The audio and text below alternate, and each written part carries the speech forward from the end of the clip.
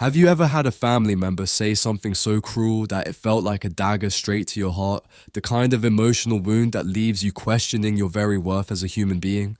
Maybe it was a parent dismissing your dreams as childish fantasies, or a sibling mocking your deepest insecurities in front of others. If you've experienced narcissistic abuse from a loved one, you know that soul-crushing pain all too well. But did you realize in that moment that you were dealing with a narcissist? Or were you left confused, doubting your reality, wondering if maybe, just maybe, you deserve that treatment? If you're nodding along right now, then buckle up, because we're about to dive deep into the treacherous world of narcissistic personality disorder. We'll unpack the signs, the manipulation tactics, and most importantly, how to heal from the trauma and reclaim your power, because you, my friend, deserve better than being someone's emotional punching bag. Chapter 1. What is narcissistic personality disorder? Let me ask you something, my friend. Have you ever felt like you were slowly being drained of your sense of self, walking on eggshells just to keep the peace in a relationship or friendship? Like you were constantly doubting your reality, questioning your sanity? Well, my friend, you may have encountered one of the most toxic creatures on this planet, a narcissist. These emotional vampires come in many forms. The charming ex who love-bombed you at first only to devalue and discard you later.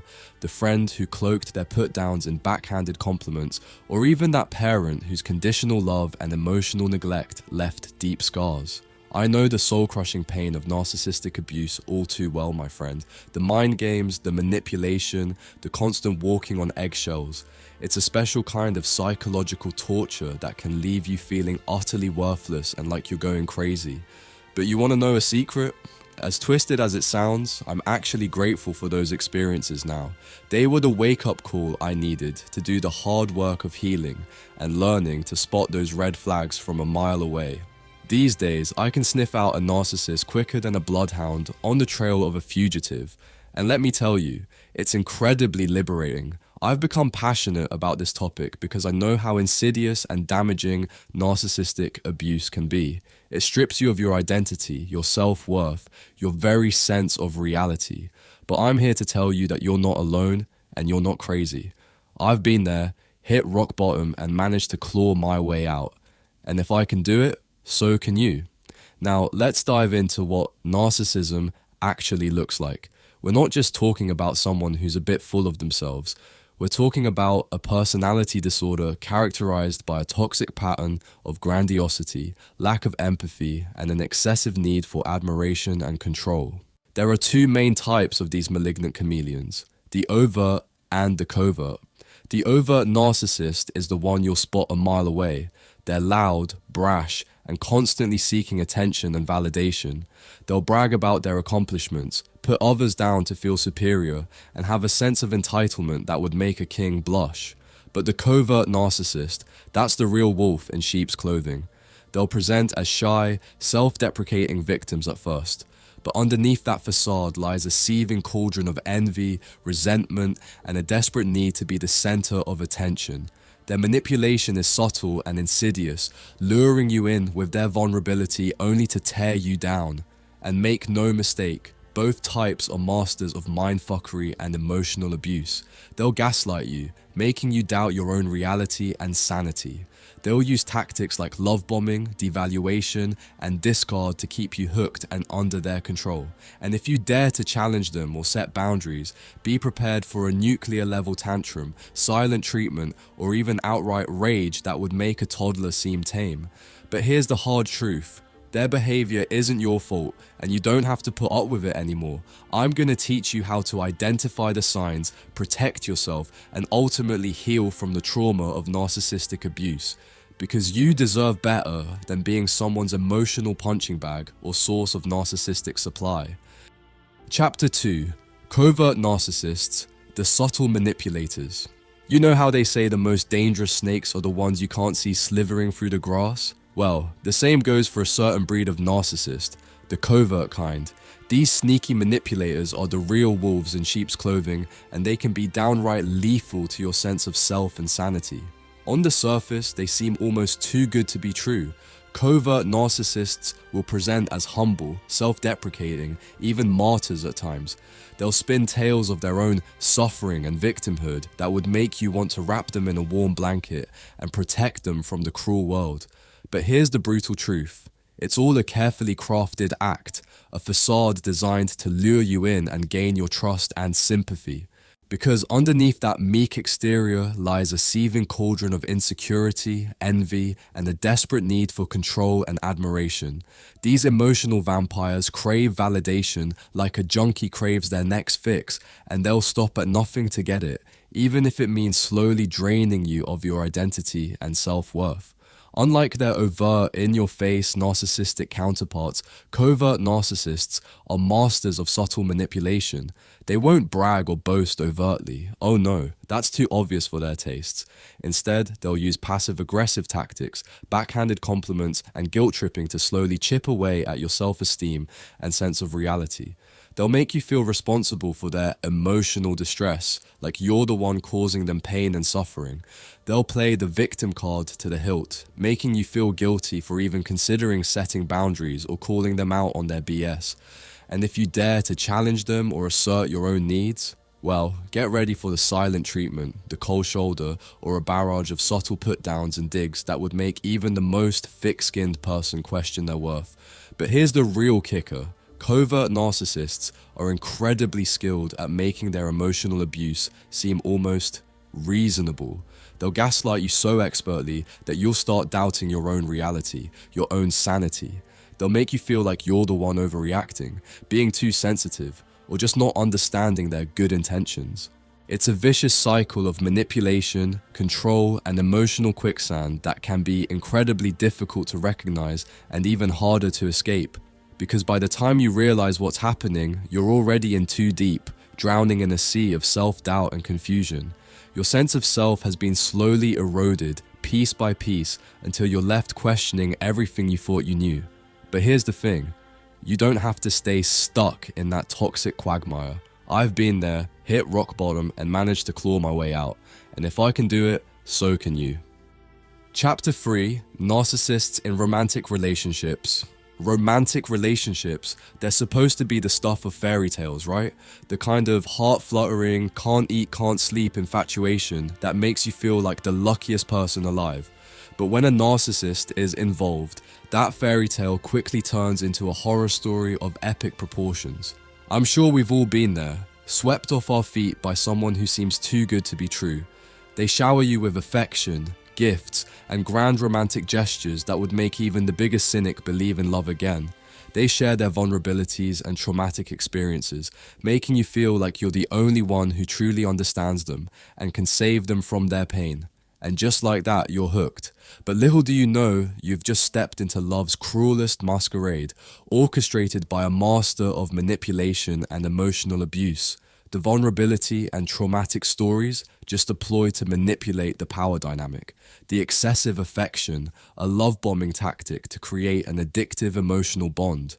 At first, everything seems perfect, maybe a little too perfect, but then, slowly but surely, the mask starts to slip, revealing the narcissist's true colors, the contempt, the inflated ego, the constant need for admiration and control. Suddenly, you find yourself walking on eggshells, trying to appease their insatiable narcissistic supply. And as the devaluation and emotional abuse sets in, you've already formed a trauma bond, a twisted attachment forged through the cycles of love bombing and devaluation. You make excuses, cling to the hope that the person you fell for is still in there, even as they chip away at your self-worth and sanity. It's a vicious cycle that can leave you questioning everything, but I'm here to help you spot the red flags early. The most common signs are love bombing and excessive flattery, lack of empathy and disregard for your feelings, a sense of entitlement and superiority, constant need for admiration, manipulative behaviors like gaslighting, stonewalling, and verbal abuse. Now, you might be thinking, but what about people with just high self-esteem? Here's the difference. Narcissists take it to the extreme. Their self-importance, lack of empathy, and willingness to exploit others for their own gain crosses a line. and their psychological tactics are nothing short of insidious. They play mind games, making you doubt your reality through gaslighting. They use your insecurities against you, making you feel not good enough. They dole out punishments and rewards to control your behavior. It's emotional warfare designed to break you down. Chapter 4.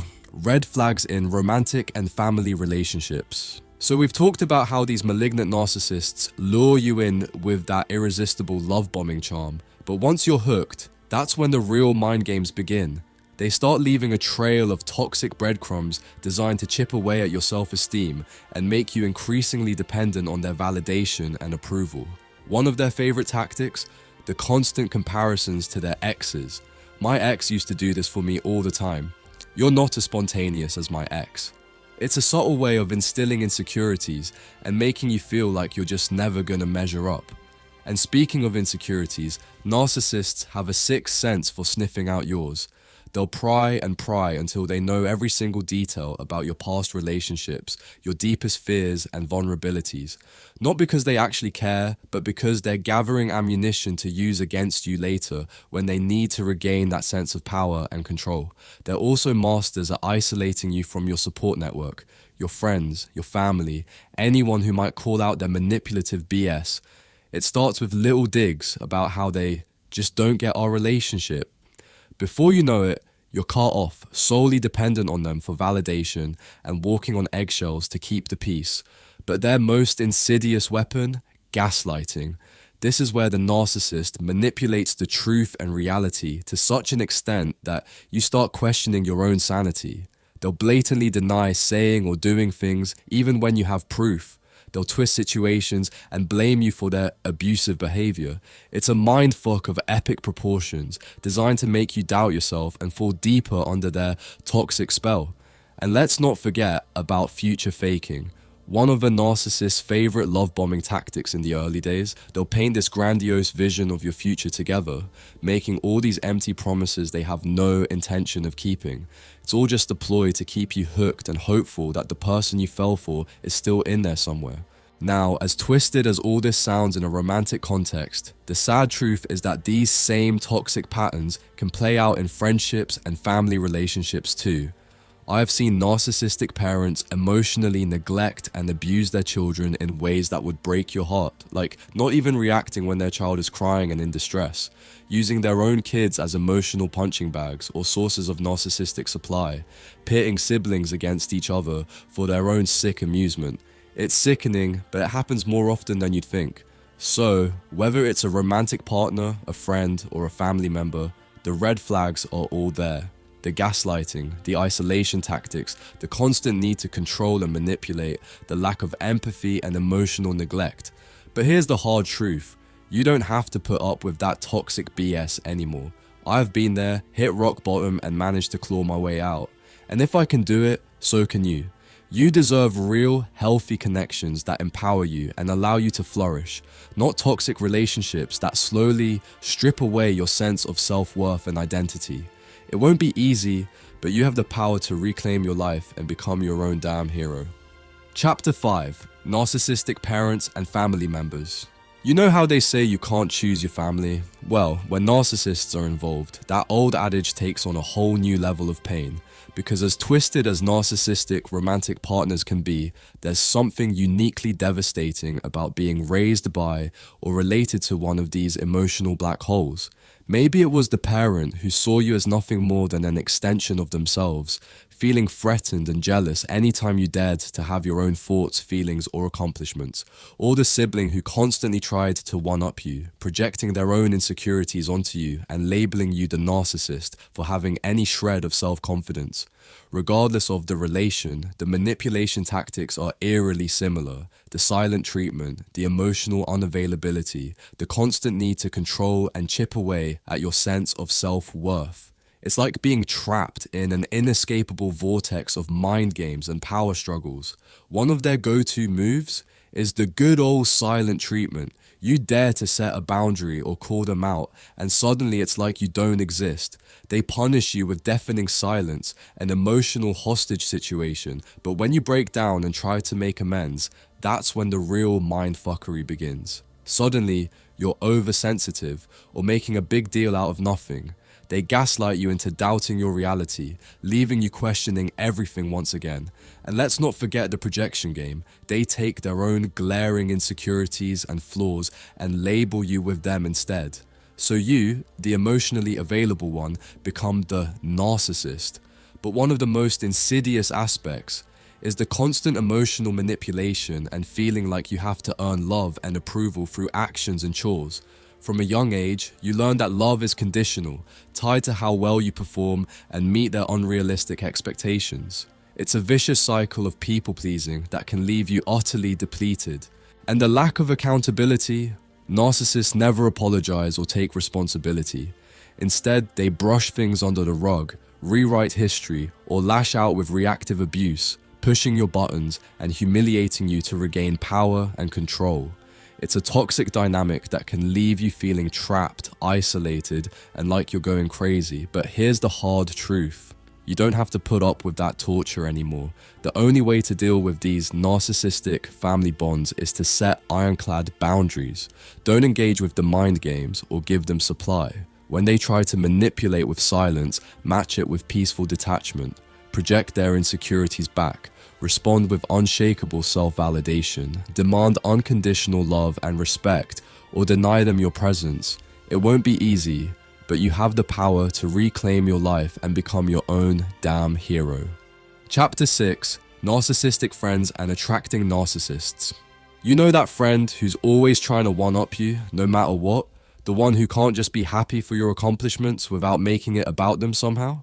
Yeah, chances are you've got yourself a narcissistic friend on your hands. These toxic trophy buddies are the ultimate frenemies. They'll love you one minute, but the second you outshine them or don't give them the constant validation they crave, watch out. The claws come out and suddenly you're on the receiving end of all kinds of passive-aggressive jabs and put-downs. Because at the end of the day, they don't actually care about you. You're just another source of narcissistic supply. One of the biggest red flags? The oversharing. Narcissists love to trauma dump and spill all their deepest, darkest secrets on you. Not because they actually trust you, but because they want you to feel sorry for them and give them that sweet, sweet attention and validation they so desperately crave. But here's the kicker. While they have no problem oversharing about their own lives, they couldn't care less about yours. In fact, they'll probably just use any personal details you share against you later, judging you and making snide comments to put you down and regain that sense of superiority. And let's not forget about the constant complaining and criticism. Narcissistic friends always have something to whine about, some way they've been wronged or slighted by the world. It's all part of their delusional superiority complex and victim mentality. Now, you might be wondering, why on earth would anyone want to be friends with someone like that? Well, narcissists are often attracted to people with low self-esteem because they're easier to control and manipulate. If you struggle with insecurity, that friend's need for validation can feel like flattery at first. But before you know it, you're caught in their toxic web, constantly seeking approval and walking on eggshells. It's a vicious cycle, but you don't have to put up with it anymore. The way to deal with these toxic trophy friends is to spot the red flags early. The constant one-upmanship, the oversharing, trauma dumping, the judgy criticism, those are all signs you're being sized up as a source of narcissistic supply. Once you recognize those patterns, it's time to set boundaries like a boss. Don't engage with the mind games or give them supply. When they try to put you down, respond with unshakable self-validation, demand respect, or deny them your presence and energy. It won't be easy to break free from that toxic web, but you have the power, because you deserve real, healthy connections that empower you and allow you to thrive, not toxic relationships that slowly strip away your sense of self-worth. The path to healing from narcissistic abuse in friendships starts with radical self-love and surrounding yourself with people who appreciate your light, not try to dim it. Build a crew of confident, supportive individuals who celebrate your wins and call you on your BS when needed. Not emotional leeches looking for their next hit of narcissistic supply. It's the ultimate act of self-care and the only way to slay those toxic trophy friend vampires once and for all. Chapter 7: Responding to Narcissists and the Grey Rock Method. Alright folks, it's time for a harsh truth. When you're dealing with a narcissist, playing by the rules of common decency and logic is pretty much a lost cause. These emotional vampires thrive on drama, chaos, and getting an over-the-top reaction out of you. So what happens when you try to engage them in a verbal battle, calmly stating your perspective like a reasonable human being? Well, you might as well be speaking ancient Greek. They'll just twist your words, gaslight you into oblivion, and leave you questioning everything you thought you knew. Nope. When it comes to narcissists, the only way to win is not to play their mind games at all. It's time to adopt the emotional vampire slayer's code of going grey rock. So what exactly is this grey rock method? It's the art of becoming as unresponsive and unbothered as a, well, grey rock. When a narcissist tries to get a rise out of you with their tactics, you don't react, you don't engage, you don't give them that hit of attention and validation they're addicted to. You become the most boring, unreactive person on the planet, responding with a monotone uh-huh or a blank stare. No emotions, no drama, no supply.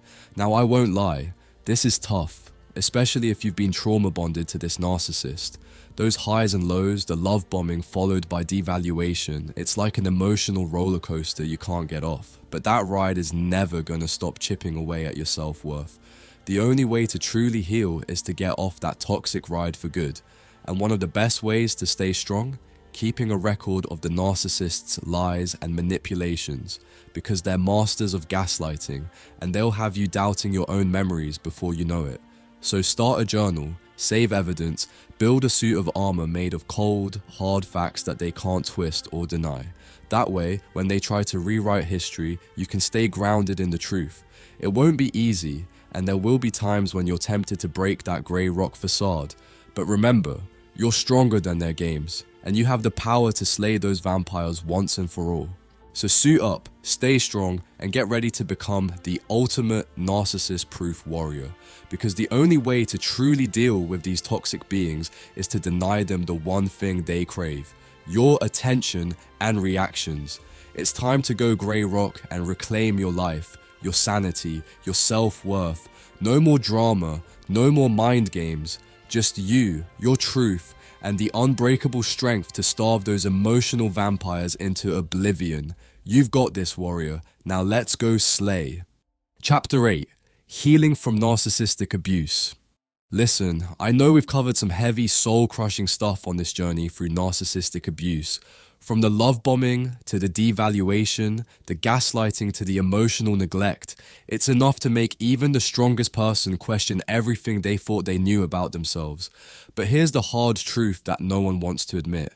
Healing from this kind of trauma is one of the most difficult, yet most important things you'll ever do. It's a process that will push you to your limits, force you to confront the darkest parts of yourself, and demand a level of self-compassion that may feel utterly foreign at first.